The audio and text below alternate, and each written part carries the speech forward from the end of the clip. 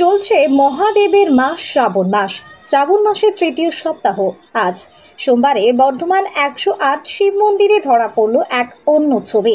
শিবের মাথায় জল ঢালতে আসা বেশিরভাগই মহিলারা পরিধান করেছেন সবুজ রঙের চুড়ি।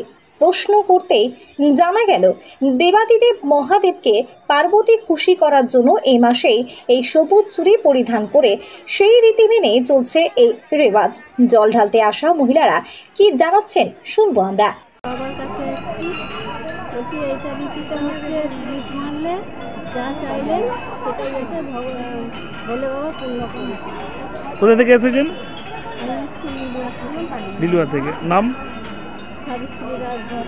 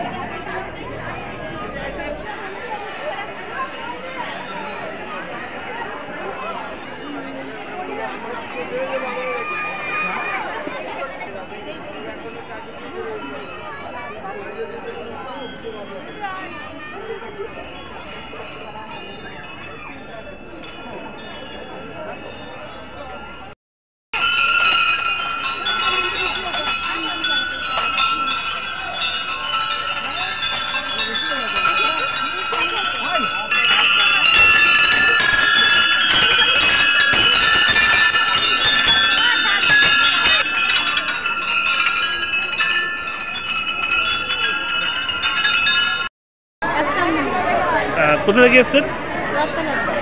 নাম?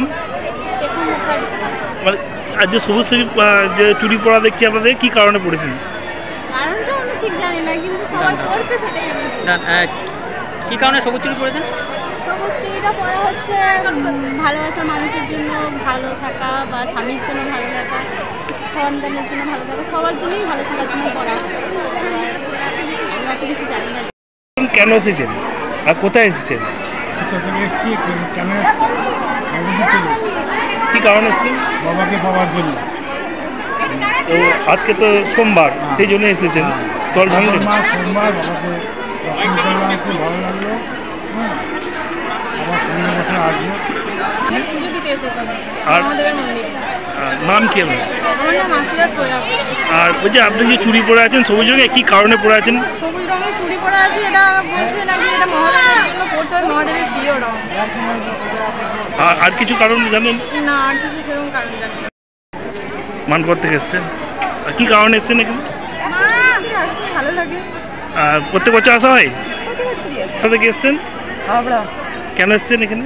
ওই জল দিতে, বাবাকে স্মরণ করতে, জল ঢালতে। তো প্রত্যেক বছর আসা হয়? না না, এই প্রথমবার এসেছি।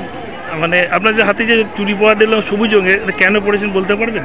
সবুজ রঙে শ্রাবণ মাস এসেছে তো ওর জন্যে। শ্রাবণ মাসে সব হারা হারা করে। নাম আপনার? আশা দেবী।